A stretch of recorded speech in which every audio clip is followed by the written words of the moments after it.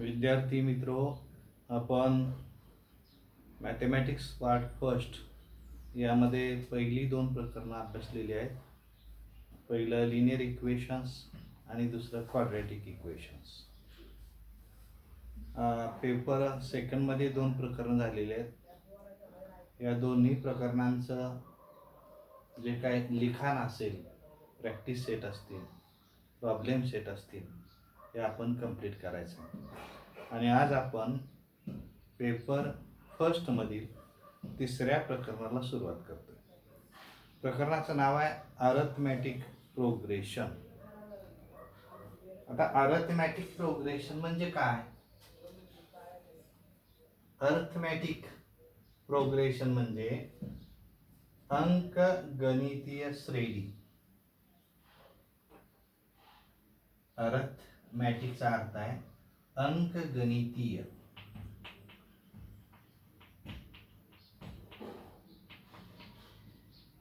Progression श्रेणी प्रगती असा अर्थ आहे. आता या पाठामध्ये आपण प्रथम पहिला घटक अभ्यासणार आहोत, तो म्हणजे सिक्वेन्स.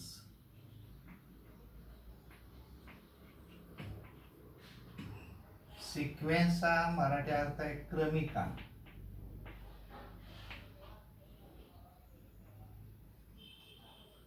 आता येता 9वी पर्यंत आपणाला हे काय झालेलं नाही किंवा कुठेही याचा उल्लेख नाही, म्हणजे आपल्याला हा नवीन घटक आहे.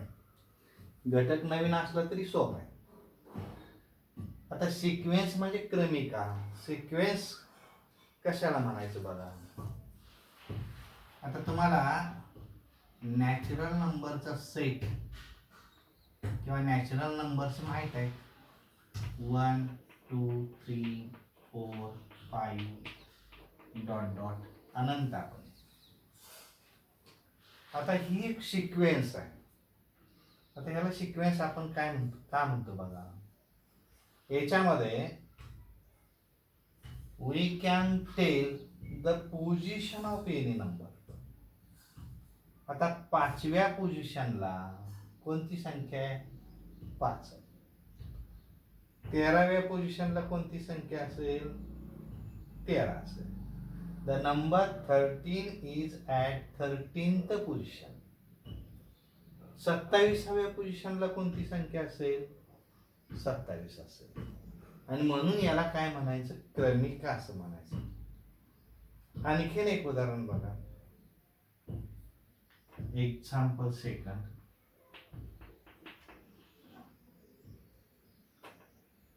The number 1 4 9 16 25 dot. आता 5व्या पोझिशनला कोणती संख्या आहे? 25. 25 इज अ स्क्वेअर ऑफ 5. 5चा वर्ग आहे. आता 7व्या पोझिशनला कोणती संख्या असेल? 49. कसं? 7चा वर्ग 49. 10व्या पोझिशनला कोणती संख्या असेल? 100. बरोबर आहे. तर या पद्धतीने. आणि म्हणून याला सिक्वेन्स असं म्हणायचं. पहिली संख्या 1चा वर्ग आहे, दुसरी 2चा वर्ग आहे, तिसरी 3चा वर्ग आहे, चौथी 4चा वर्ग आहे, पाचवी 5चा वर्ग आहे, याप्रमाणे. मग याच्यावरून आपल्याला सिक्वेन्सची डेफिनेशन करता येते. Definition of sequence. A set of numbers where the numbers are arranged in a definite order like the natural number is called a sequence. परत आहे का? A set of numbers where the numbers are arranged in a definite order like the natural numbers is called a sequence. A sequence of the numbers is also represented by alphabets. Sequence आपल्याला alphabets नेही दाखवता येते. For example बघा, A1 first term, A2 A3 dot dot dot an dot dot in this. ही सुद्धा काय sequence. आपण दुसरं चल घेतलं F1, F2, F3 dot dot dot Fn in this वे. तर या पद्धतीने आपल्याला या ठिकाणी हे सिक्वेन्स हे सांगता येईल. आता नंतर आपण बघणार आहोत त्याच्यामध्ये सिक्वेन्स कळण. सिक्वेन्स म्हणजे काय तर क्रमिका. त्याच्यामध्ये विशिष्ट संबंध असला पाहिजे. कशालाही सिक्वेन्स म्हणता येणार नाही. समजा तुम्ही एखादी असं लिहिलं 1 4 7 8 10 अशी एखादी सिक्वेन्स लिहायचा प्रयत्न केला तर याच्यामध्ये काही रिलेशन नाही, संबंध नाही, म्हणून या ठिकाणी याला आपल्याला सिक्वेन्स म्हणता येणार. आणि सिक्वेन्स म्हणजे काय a set of numbers where the numbers are arranged in a definite order like the natural number is called as sequence. आता क्रमिका म्हणजे काय आपण काय या पाठात. आता यानंतर आपल्याला काय बघायचं आहे टर्म्स इन सिक्वेन्स. क्रमिकेमधील पदे. पुढचा आपला घटक आहे याच्यामधला टर्म्स in a sequence. क्रमिकेमधील पदे. आता पहिलं पद समजूया आपण T1 T2 T3 dot dot dot Tn dot dot.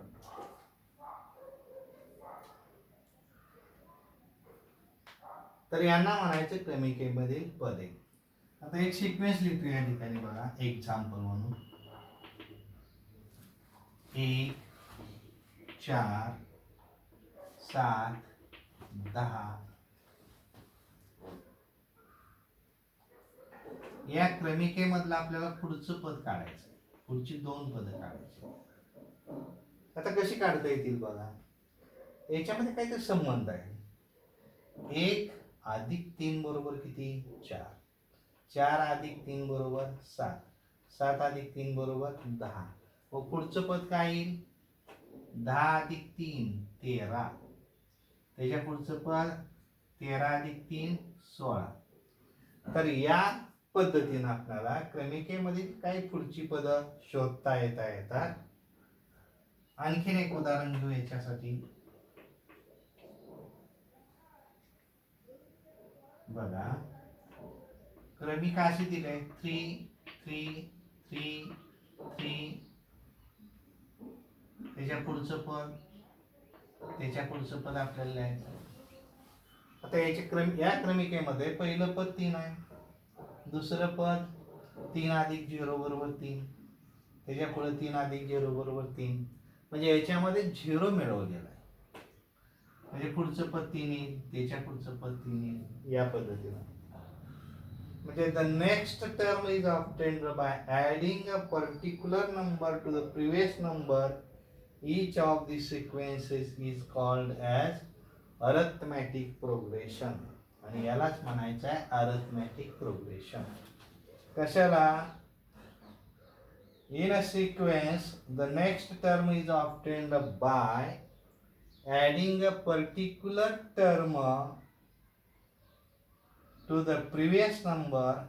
Each of the sequence is called as arithmetic progression. आणि म्हणून या उदाहरणामधील सिक्वेन्सला आपल्याला काय म्हणता येईल हे आहेत अरिथमॅटिक प्रोग्रेशन. Arithmetic progression.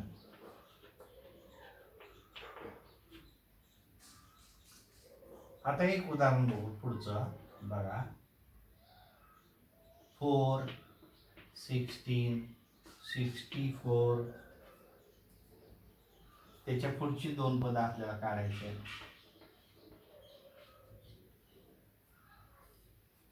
पहिलं पद 4 आहे. दुसरं पद 4 आणि 12 16. 16 आणि 12 28 म्हणजे ऍडिंग केलेलं नाही. समजा इथं बघा 4 गुणिले 4 काय 16. 16 गुणिले 4 काही 64. आता हे पद काढताना काय येईल? 64 गुणिले 4 हे पद येईल. 4 चौक 16, हातचा 1, 4 4 24 ने 1 25, 256. आता हे पद काढताना काय करायचं? 256 ला 4 पण गुणायचं. म्हणजे या सिक्वेन्स मध्ये पुढचं पद आपणाला मल्टिप्लाइंग करून काढता आलेलं आहे. Next term is obtained by multiplying the previous number किंवा previous term. This sequence is called as geometric progression. या उदाहरणामध्ये काय म्हणायचे आहे? Geometric progression. आता जॉमेट्रिक प्रोग्रेशन म्हणजे भूमितीय श्रेणी ही आहे. मल्टिप्लाइंग करून जर आपल्याला पुढची पदं मिळवता आली तर त्याला म्हणायचं जॉमेट्रिक प्रोग्रेशन, भूमितीय श्रेणी. आणखीन एक उदाहरण बघा. उदाहरण असं आहे 1 cube, 2 cube, 3 cube dot dot dot. पहिली टर्म काय येणार आहे? 1, दुसरी 8, तिसरी 27, नंतर 64 या पद्धती. तर हे उदाहरण अरिथमेटिक प्रोग्रेशनचंही नाही आणि जॉमेट्रिक प्रोग्रेशनचंही नाही. आता जास्त लई विचार करायचा नाही, कारण आपणाला चालू वर्षी फक्त अरिथमेटिक प्रोग्रेशनचा अभ्यास करायचा. म्हणजे आपण जॉमेट्रिक प्रोग्रेशन याचा अभ्यास यावर्षी आपल्याला नाही. आता अरिथमेटिक प्रोग्रेशनचा अभ्यास फक्त करायचा असल्यामुळं आपण या ठिकाणी अरिथमेटिक प्रोग्रेशनच्या संदर्भामध्ये विचार आणि म्हणून आपला आता पहिला घटक आहे याच्यामधला किंवा तिसरा घटक म्हणूया अरिथमेटिक प्रोग्रेशन.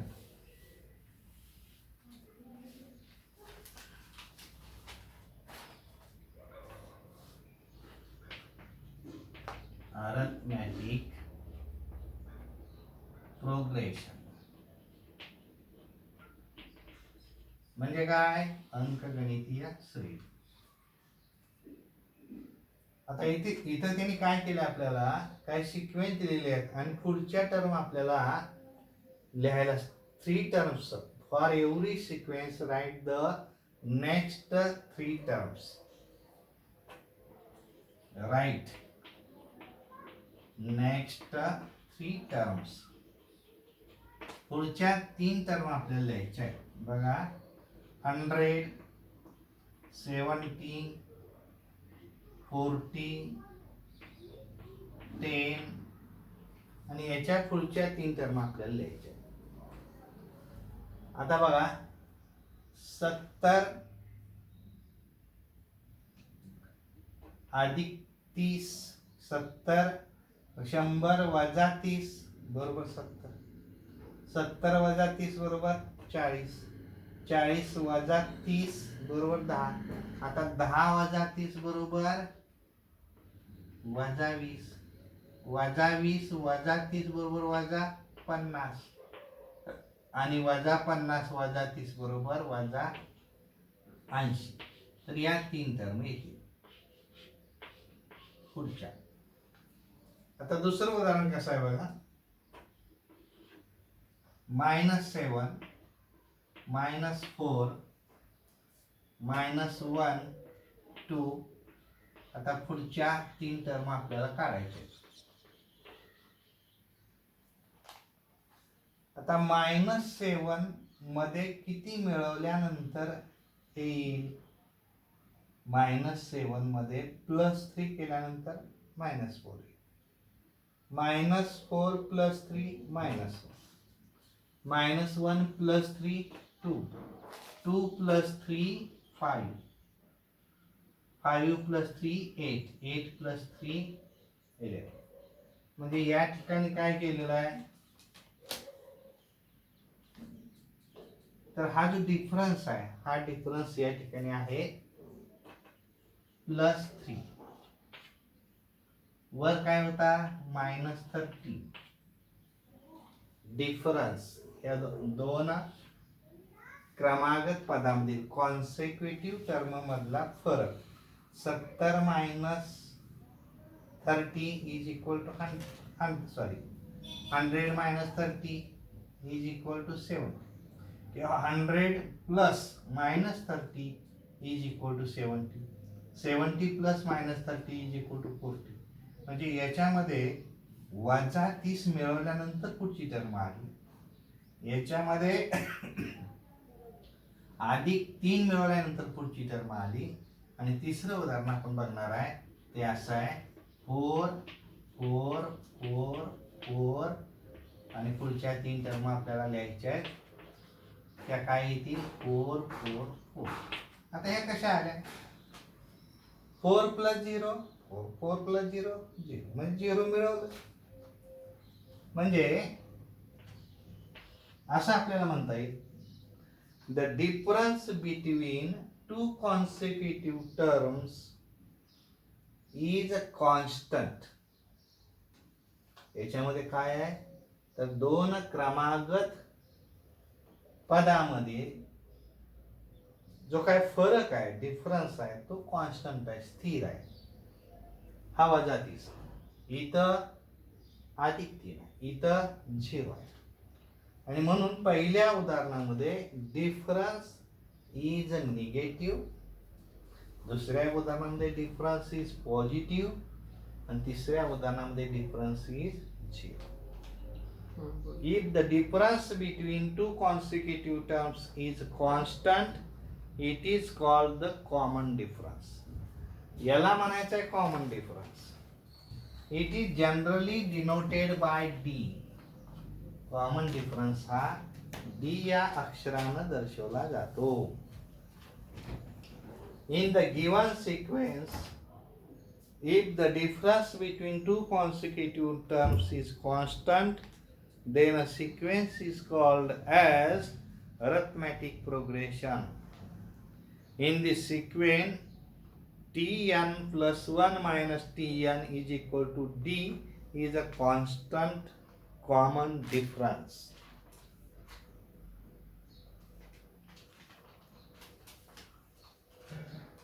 आता या ठिकाणी बघा एक क्रमिका आपण अशी लिहिली होती बघा. पहिली टर्म आहे T1, दुसरी आहे T2, तिसरी आहे T3, T4 dot dot Tn. आता याच्या पुढची क्रमिका काय असणार आहे Tn प्लस 1, याच्या पुढची Tn प्लस 2 इन दिस वे. आणि मग second term minus previous term Tn plus 1 minus Tn is equal to common difference D. T2 minus T1 is equal to D. T3 minus T2 is equal to also D. तर या पद्धतीने आपल्याला या ठिकाणी common difference हा काढता येतो. आता या सिक्वेन्स मध्ये जे T1 आहे हे पहिलं पद आहे, याला फर्स्ट टर्म म्हणतात, आणि फर्स्ट टर्म हे नेहमी ए अक्षरानं दर्शवलं जातं. In an AP the first term is denoted by A. The first term is denoted by A. म्हणजे A is equal to T1. Common difference is denoted by D. Common difference D. तर या पद्धतीने आपल्याला या ठिकाणी काही पुढची पद काढता येतात, ती कशी काढायची हे या ठिकाणी आपण बघणार. मग बघा या सिक्वेन्स मध्ये पहिली टर्म काय आहे T1. T1 is equal to A. दुसरी टर्म काढताना आपण काय करतो, पहिल्या टर्म मध्ये कॉमन डिफरन्स मिळवतो. T2 is equal to A is equal to T1 म्हणूया. T2 is equal to A plus D.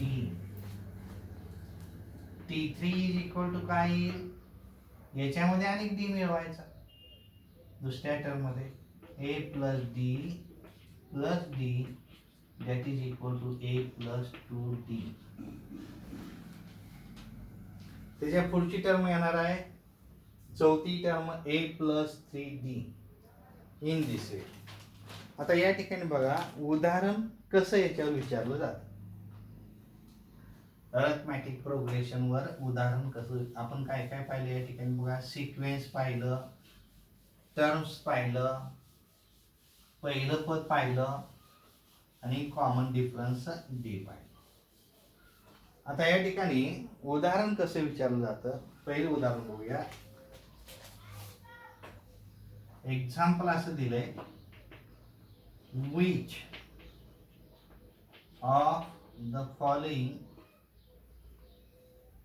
which of the following sequence are AP. खाली दिलेल्या सिक्वेन्स मध्ये कुठल्या सिक्वेन्स हे अरिथमॅटिक प्रोग्रेशनच्या आहेत ते आपल्याला ओळखायचं आहे. जर ओळखलं if it is an AP, ती जर AP मधली असेल तर काय करायचं आपल्याला पुढचं काम आहे find next to terms.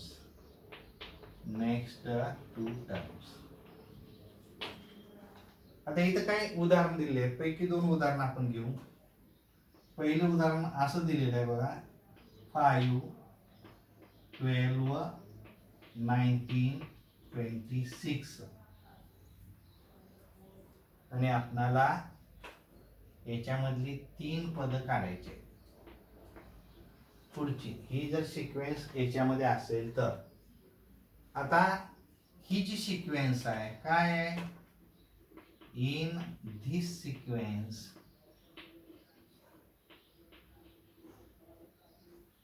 5 12 19 26 dot.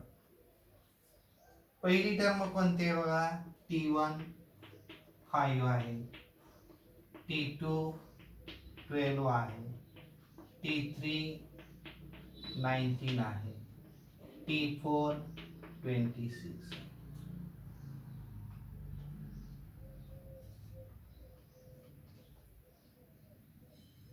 आता पहिल्यांदा आपल्याला काढायचं आहे फर्स्ट टर्म आपल्याला माहित झाली A is 5.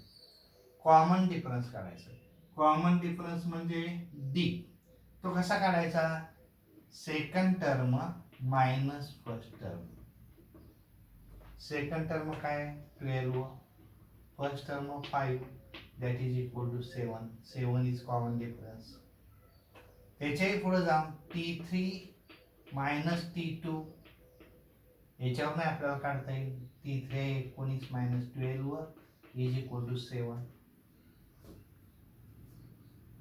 Here common difference D is constant. First term is 5. Common difference is 7. म्हणजे आपल्याला असं म्हणता येईल A is equal to 5 and D is equal to 7. मग आपल्याला पुढच्या 3 टर्म काढायचे, 2 टर्म काढायचे. नेक्स्ट 2 टर्म्स ह्या काढताना काय करायचं चौथ्या टर्म मध्ये 7 मिळवा, 5वी टर्म मिळेल. नेक्स्ट 2 टर्म्स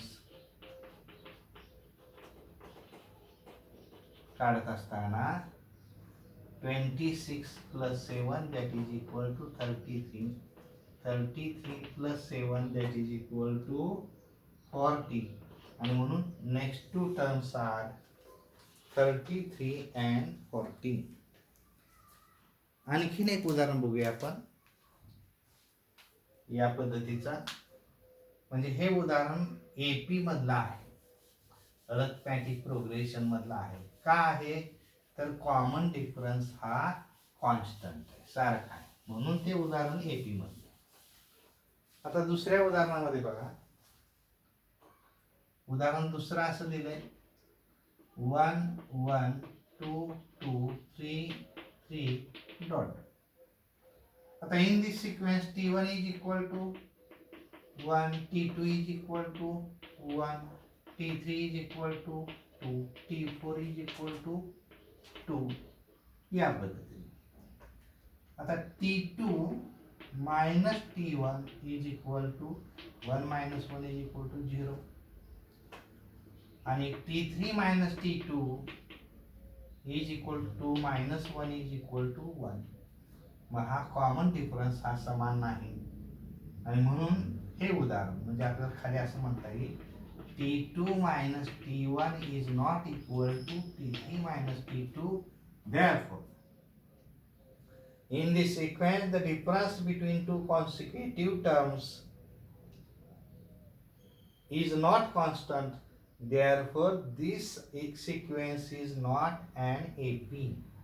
ही सिक्वेन्स AP मधली नाही असं आपल्याला या ठिकाणी म्हणता येईल. आता याच्यामध्येच आणखीन एक लास्ट बघा, अशा पद्धतीचं उदाहरण आपल्याला परीक्षेला विचारलं जातं. कसे विचारलं जातं उदाहरण? तर प्रश्न असा आहे, आपल्याला फर्स्ट टर्म आणि कॉमन डिफरन्स दिला जातो. फर्स्ट टर्म आणि कॉमन डिफरन्स दिलेला आहे. A is first term. A is first term. हे 3 दिलेला आहे आणि कॉमन डिफरन्स D दिलेला आहे 4. या दोन गोष्टी दिल्या जातात आणि आपणाला find the first 4 terms of an AP. तर त्या सिक्वेन्स मधल्या आपणाला 4 टर्म्स मिळवायच्या. आता ह्या मिळवायच्या कशा हे बघू. आता पहिली टर्म काय आहे? T1 minus 3. दुसरी टर्म मिळवताना आपण काय करतो? पहिल्या टर्म मध्ये दुसरी टर्म मिळवताना पहिल्या टर्म मध्ये कॉमन डिफरन्स मिळवायचा असतो. म्हणजे -3 + 4 दॅट इज इक्वल टू 1. त्याच्या पुढची टर्म T3 मिळवत असताना T2 मध्ये कॉमन डिफरन्स मिळवा. म्हणजे T2 + D हे काय? T2 + D.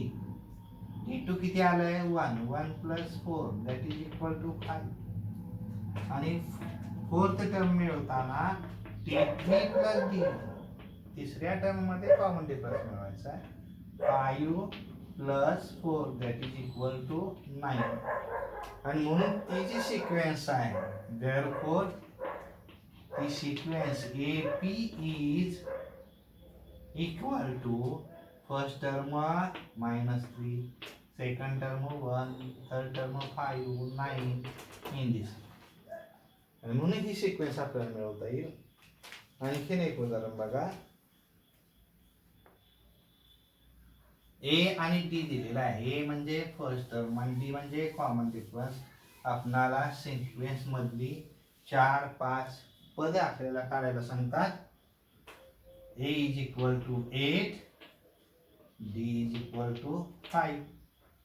आता आपल्याला माहित आहे A is equal to T1 first term is equal to 8, T2 is equal to first term plus difference 8 + 5 is equal to 13. T3 is equal to T2 + D. T2 is 13 plus D is 5 is equal to 18.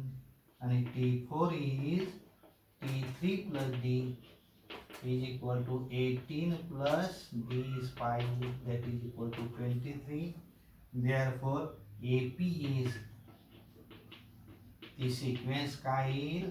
पहिलं पद 8, 13, 18, 23 in this वे. तर या पद्धतीने आपल्याला first term आणि common difference दिला असता ही sequence मिळवायची असते. तर या झालेल्या घटकावर आधारित आपला पहिला प्रॅक्टिस सेट आहे 3.1. तो तुम्ही हे वाचा पुस्तकामध्ये. हा व्हिडिओ बघा, पुस्तकात वाचा व्यवस्थित आणि त्याच्यानंतर तो प्रॅक्टिस सेट 3.1 सॉल्व.